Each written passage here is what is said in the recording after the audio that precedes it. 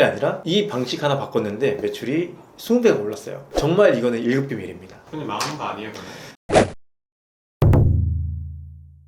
안녕하십니까. 1년 만에 매출 100억을 달성한 임사부 임정원입니다. 오늘은 제가 100억을 달성한 이 노하우에 대해서 말씀드리고 싶어서 영상을 촬영하게 되었습니다. 아마 이 영상을 보시는 분들은 매출을 올리기 위해서 되게 많은 방법을 하실 건데, 뭐 프랜차이즈 대기업에서 하는 이런 이벤트도 따라 하실 거고, 아니면 누가 잘 된다고 해가지고 이런 방식들을 많이 따라 하실 건데, 오늘은 실질적으로 제가 매장을 운영하면서 완전 망해가던 가게가 20배 이상 매출 성장할 수 있었던 노하우에 대해서 한번 말씀드리도록 하겠습니다. 꼭 집중해서 영상 끝까지 보셨으면 좋겠습니다. 100억 매출이 굉장히 먼 이야기 같잖아요. 근데 그렇지 않아요. 3년 전에 빚에 쪼들려가지고 매일같이 독촉 전화를 받았던 사람입니다. 그래서 저도 정말 수없이 망했었고, 그리고 다시 시작해서 아주 작은 가게부터 시작해서 지금까지 이제 올라온 상황입니다. 아마 지금 보시는 분들은 너무 남 얘기라고 생각하시겠지만, 저 역시도 완전히 쫄딱 망했던 사람이기 때문에 이 영상을 보시면서 차근차근 같이 성장했으면 좋겠습니다. 아니 대표님 맨날 뭐 대표라고 하고 뭐라고 네네. 하시는데 네.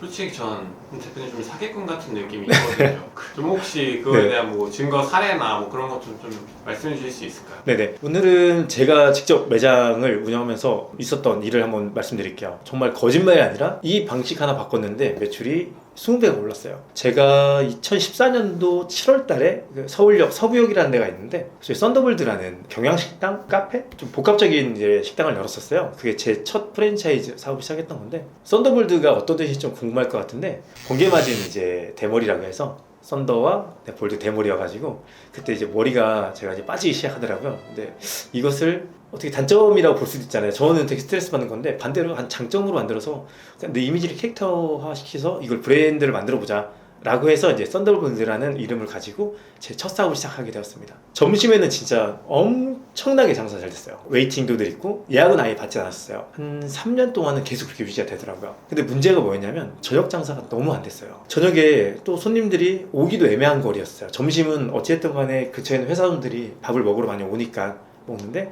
대중교통, 지하철하고 또 많이 떨어져 있었거든요. 그러다 보니까 사람들이 지하철 근처에서 다 밥을 먹으러 가더라고요, 저녁에는요. 그러니까 저녁 장사 안 되니까 점심 장사는 되게 또 잘 됐다고 했었잖아요. 그러면 당연히 그 잘 되는 시간대에 직원이 많을 거 아니에요. 그러니까 그 직원들이 저녁에도 근무를 해야 하잖아요. 그래서 이제 어떻게 되냐면, 이러면서 인건비가 너무 많이 나가고 매출이 저녁 매출이 없다 보니까 이제 마이너스가 많이 나기 시작하더라고요. 진짜 되게 힘들어가지고, 제가 아는 전략과 마케팅 천재라는 분이 계신데, 그분한테 제가 이제 좀 도움을 요청했어요. 정말 말도 안 되는 솔루션을 저한테 던져버리더라고요. 저는 점심에 되게 다양한 메뉴로 정말 여러 가지 개수의 메뉴를 만들어서 팔았었고요. 그 다음에 저녁에는 또 제가 호텔 요리사 출신이니까 2만원대 안주, 되게 고급 안주를 만들었었고, 맥주를 저녁 장사 안 되니까 대신 맥주를 되게 싸게 프로모션해서 팔았었어요. 근데 이분은 정반대의 솔루션을 주더라고요. 너 점심에 하는 것은 메뉴를 하나로만 줄이라는 거예요. 하나로. 메뉴가 한 30가지 정도 있었거든요. 난 도저히 막 이해가 안 됐었죠. 그리고 저녁에는 저는 그래도 이 좋은 안주를 2만원은 받아도 팔린 안주였는데 얘를 4,900원에 팔으라는 거예요. 그리고 맥주를 2,000원에 팔던 게 있던 건데, 맥주를 갑자기 수입 병맥주를, 저는 뭐 들어보지도 못한 수입 병맥주를 추천해주면서 이걸 갖다 팔으라는데, 근데 병맥주는 10,000원이 넘는 거예요. 10,000원 넘게 주고 판매를 하라고 하길래, 저는 처음에 사기꾼이 아니야? 라고 생각했어요. 진짜 아무것도 모르네. 나 여기 4년 동안 내가 여기서 영업을 했는데 무슨 말도 안 되는 걸 정보를 주더라고요. 그러고 난 다음에 이제 좀 옥신각신 하다가 한 3개월 뒤에 제가 너무 이제 어려워지니까 한번 그분 말대로 이제 해봤죠. 사실상 핵심은 이제 좀 어렵겠지만 브랜딩을 해준 건데, 그러니까 우리가 흔히 하는 이제 브랜딩이라는 게, 제가 했던 거는 그 예쁜 네이밍과 로고 이런 게 이제 브랜드라 생각했던 거죠. 근데 이분이 줬던 거는 메뉴를 줄이고 뭐 나중에 뭐 비싸게 파는 것들은 상품에 대한 가치를 만들어준다 했을 때는, 그때는 분명히 팔릴 것이다. 멀리 떨어진 거리라도 분명히 찾아올 것이다 얘기했던 거죠. 가치를 만들어주라는 게 되게 추상적이고 이해하기 좀 힘들거든요. 네네. 그걸 뭐 예시를 들어줄 수 있을까요? 첫 번째로, 제가 호텔 요리사 있잖아요. 제 착각일 수 있겠지만 제 실력에 맞는 가격을 받았어요. 이 정도 받아야 돼. 왜? 내 기술이 들어갔으니까. 근데 그거는 가치가 없는 거였더라고요. 저는 그게 가치라 생각했었는데, 그게 가치가 아니라 이런 정말 좋은 기술을 갖고 정말 좋은 퀄리티 음식을 굉장히 합당한 단가, 그러니까 쉽게 접근할 수 있게끔, 이걸 돋보이게끔 만들어주는 게 많은 가치를 부여해주더라고요. 그러니까 그렇게 해서 이제 전략을 짰었던 겁니다, 그때는요. 그럼 그 호텔 요리사급의 그 음식의 가치라고 말씀해 주셨는데, 네네. 혹시 그거는 얼마에 팔았었나요? 2만원에 팔던 것을 같은 건데 양만 좀 줄인 거죠. 4,900원에 판매했습니다. 전체 메뉴를요. 아니 4,900원에 판매하는데 마진이 남나요? 당연히 4,900원이면 많이 안 남아요. 거의 안 남다 보시면 되는데, 우선은 점심은 저도 이제 타협을 했죠. 점심은 메뉴 4개로 줄였어요. 그때 제 기억으로는 볶음밥하고 샐러드 그게 9,900원이었고요. 근데 2명이 먹어도 배부를 만큼의 양을 주셨었습니다. 샐러드도 목살 스테이크 샐러드 주셨었습니다. 그 다음에 파스타 하나, 그리고 덮밥 하나, 그리고 덮밥이 종류가 이제 2개였기 때문에 이제 4종류로 팔았던 거죠. 기존에 메뉴가 많았었잖아요. 그 메뉴가 많으니까 결국은 재료 관리도 힘들었었고, 점심시간에 손님들이 막 몰릴 거 아니에요. 웨이팅이 걸린다고 했잖아요. 그러니까 메뉴가 많다 보니까 속도가 너무 늦었던 거예요. 음식 나가는데. 그러다 보니까 직원도 많이 쓰게 되고, 근데 메뉴를 4가지를 줄여버리니까 속도는 엄청나게 빨리 나가고, 메뉴 관리가 되고, 업무의 강도가 낮춰지고, 직원조차도 더 줄일 수가 있게 된 거죠. 그러니까 음식은 재료가 계속 회전이 잘 되니까 뭐 당연히 좋은 재료 쓰니까 맛있잖아요. 그리고 음식 빨리 나오니까 불만도 없고, 이러다 보니까 매출이 더 늘어나더라고요. 그리고 수익도 자연스럽게 늘어났죠. 그러니까 이제 단순히 가격이 2만 원에서 4,900원이 됐다고 해서 네네. 이게 마진이 안 남는 게 아니라 네. 오히려 주방에서도 그런 효율화가 이루어져가지고 네. 더 오히려 선순환 구조, 네네. 강도도 낮아지고 네네. 그렇게 됐다는. 네네. 그리고 더 재밌는 건 저녁이었어요. 저녁은 매출이 한 10만 원 나왔었나 정말요? 한 10만 원씩 나왔던 것 같은데 이걸 도입하고 난 다음에 일주일 만에 100만 원, 그 다음에 한 달 만에 일매출이 저녁 매출만 150, 200까지 올라가더라고요. 근데 그렇게 올라갔는데 알바 2명에 직원 1명이었어요. 진짜 이게 말도 안 된다고 생각했는데, 야 4,900원짜리 안주면 안주도 많았었거든요. 되게 막 밀릴 것 같잖아요. 절대 그렇잖아요. 술손님과 밥손님은 완전히 다릅니다. 술손님은 처음에 술을 먼저 주면서 간단히 먹을 수 있는 안주, 빨리 먹을 수 있는 가장 기본 안주 주면 그걸 먹으면서 안주를 4개씩 했다 해서 4개를 동시에 줄 필요가 없잖아요. 술집에서는요. 그러니까 손님들이 여럿이 앉아있으면 거기 빨리빨리 되는 안주 먼저 딱 주는 거예요. 그럼 그 먹는 시간 동안 계속 만들어주면 주방에서도 혼자서도 가능하더라고요. 그러니까 이런 진짜 말도 안 되는 일이 일어났죠. 그래서 저도 밥손님과 술손님은 아예 시스템이 다르구나 라는 생각했던 거죠. 그리고 이제 4,900원에 어떻게 판매했는데 수익이 남냐라고 했는데 맥주였었습니다. 근데 맥주가 그냥 맥주가 아니에요.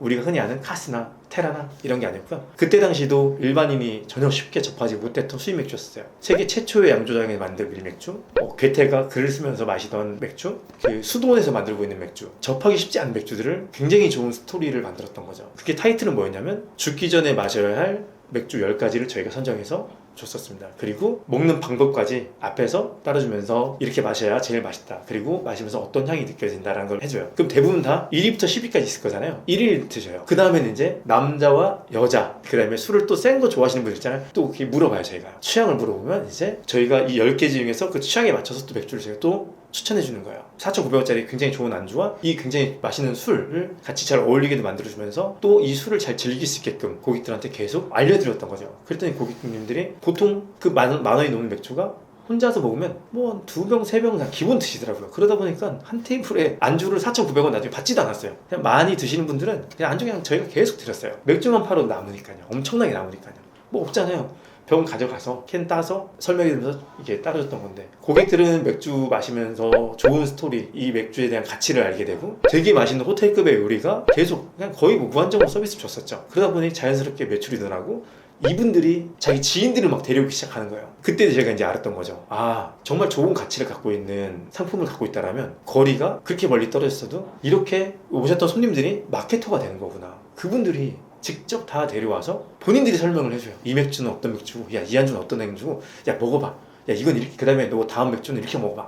하면서 이분이 설명하는 거예요. 그러니까 저희도 일하는 저희도 즐거우면서 그분들도 이 새로운 경험을 하면서 지인들한테 또 즐거움을 전달해 주더라고요. 그러다 보니까 갑자기 폭발적으로 매출이 일어났었습니다. 근데 대부분 거짓말로 쓰는 사람들이 있어요. 근데 그게 절대 아닙니다. 그때 저희가 맥주협회가 있었는데 거기서 정말 상 받은 것들, 그리고 정말 검증된 자료를 가지고 저희도 토대로 거기서 순위를 저희가 매긴 거였거든요. 거기서 저희가 추천을 해준 거죠. 근데 아무런 근거 없는 맥주를 가지고, 아니면 아무런 근거 없는 메뉴를 가지고 순위를 매기면 안 됩니다. 절대로. 꼭 근거가 있는 것을 가지고 이렇게 순위를 매겨서 제안을 해줘야 합니다. 전반적으로 이제 뭐 브랜딩에 관한 설명인 것 같은데, 네네.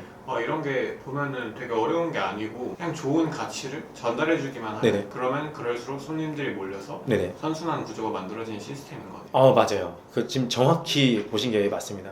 결국은 그 가치가 있어야만이 고객들도 돈을 지불할 또 가치가 생기는 거잖아요. 내가 돈을 지불했을 때 만족도가 높아지는 이런 가치를 만들어주면 분명히 장사는 잘 될 겁니다. 아마 지금 판매하는 메뉴들도 굉장히 훌륭한 게 있을 거예요. 근데 제가 지난번에 말씀드렸지만 아무리 훌륭한 음식을 만든다 한들 그 합당한 가격, 그냥 거기에 맞는 가격을 내가 설정했었고 훌륭한 메뉴를 만들었다고 한들 소비자가 먹어보지 못하면 결국은 이게 훌륭한지 훌륭하지 않은지 전혀 알 수가 없잖아요. 그렇기 때문에 쉽게 소비자들이 구매할 수 있게끔 가격적인 면에서 좀 낮춰줘도 괜찮다고 생각해요. 제가 프랜차이즈 본사 컨설팅을 하면서 대박나는 방법이 있어요. 처음 오픈할 때 닭강정 브랜드를 했었는데 3일 동안 100원에 팔았어요. 테이크아웃 전문점이기 때문에 이동인구가 많았죠. 그러면 줄이 보통 한 50m 이상 줄을 서거든요. 그러면 지나가는 사람들이 이거 뭐야? 하면서 쳐다보게 돼요. 그러다가 줄 서 있으니까 처음에 행사라 생각하는데 한 3일 연속 줄 서 있잖아요. 근데 이 줄 선 사람들이 제가 말씀드렸지만 이 음식이 정말 경쟁력이 있을 때 100원 주고 먹었잖아요. 가치가 느껴지면 다음에 와서 먹습니다. 근데 처음부터 제가격을 받으면서 경험조차도 못하게 만들어 놓은 다음에 손님 오기만 기다리면 절대로 매출 올라가지 않죠. 그렇게 3일 동안 행사 100원 행사 한 다음에 줄 서지 않고 지나가면서 이게 봤던 사람들 있잖아요. 그 사람들 나중에는 이제 행사가 끝나도 궁금하니까 가서 사 먹어요. 근데 먹으니까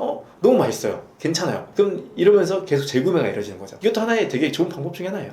그러면 일단 소비자들이 정말 진실로 만족하실 만한 그런 가치를 만들어줘야 되고 첫 번째는 네. 그다음에 이제 두 번째는 그런 가치 있는 음식을 좀 쉽게 접할 수 있도록 가격을 낮춘다든지 네네. 아니면 어떤 다양한 이벤트를 해가지고 이걸 한 번이라도 드셔보실 그쵸. 수 있게 권해드리는 게 중요하다는 말씀. 네, 맞습니다. 배달에서는 또 있습니다. 그걸 이용할 수 있는 게 리뷰 이벤트예요. 근데 여기서 굉장히 아끼는 사람들이 있는데 어떻게 보면 리뷰를 통해서 이런 효과를 매출 올릴 수 있는 효과들을 만들 수가 있습니다. 보통 고객들은 리뷰를 꼭 보거든요. 근데 그게 만약 정보가 부족하다라고 하면 이제 신뢰가 가지 않기 때문에 주문을 안 하거든요. 그렇기 때문에 이런 홍보의 수단으로 리뷰 이벤트를 좀 좋은 걸 많이 준다고 했을 때는 분명히 매출은 자연스럽게 올라갈 겁니다. 대표님 근데 네. 좀 전에 말씀해 주셨는데 대표님은 그 뭐 IT 되게 네네. 거물이 있었다고 네네. 그분한테 컨설팅을 받았다고 하셨는데 사실 뭐 자영업자분들이 그런 사람들이 있는 게 아니잖아요. 네네. 그래서 어찌 보면 도움을 받을 수도 없고 그러다 보니까 이제 자꾸 악순환에 빠지게 되는 건데 네네. 그럼 좀 저희가 뭐 간단하게라도 물어보면은 대표님이 답변을 해주시는 네. 답변해드리고 그러면 제가 하나 약속드릴게요. 제가 메뉴 개발을 정말 많은 회사에 해준 적이 있는데 거기에 대해서 가치를 담는 방법을 제가 다음에 공개를 하도록 하겠습니다. 정말 이거는 1급 비밀입니다. 대표님 망한 거 아니에요 그러면? 아니에요. 지금은 망해도 이제 먹고 살만합니다. 초반에 분명히 이런 행사를 하거나 많이 줬을 때 매출보다 수익이 많이 떨어질 거예요. 근데 그게 가치를 인정받기 시작하면 매출이 이렇게 쭉 올라갈 겁니다. 제 일자를 그리면서요. 절대로 손해보는 게 아니기 때문에 꼭 내가 좋은 상품을 만들어서 갖고 있을 때는 고객이 먼저 경험할 수 있게끔 꼭 먼저 만들어주세요. 그러면 분명히 매출은 오를 겁니다. 오늘은 제가 직접 경험했고 직접 매출을 올렸던 사례를 가지고 말씀드렸었는데요. 여러분도 충분히 매출을 올릴 수 있습니다. 오늘 제가 말씀드린 것처럼 처음부터 나는 손해 안 볼 거야 생각을 하지 말고 어떻게 하면 고객한테 좋은 상품을 만들 수 있을까에 대한 고민을 계속 하셨으면 좋겠어요. 아무튼 오늘 영상이 꼭 도움이 됐으면 좋겠고요. 다음에도 제가 좋은 영상을 갖고 또 찾아뵙도록 하겠습니다. 지금까지 임사부 임정원이었습니다. 감사합니다.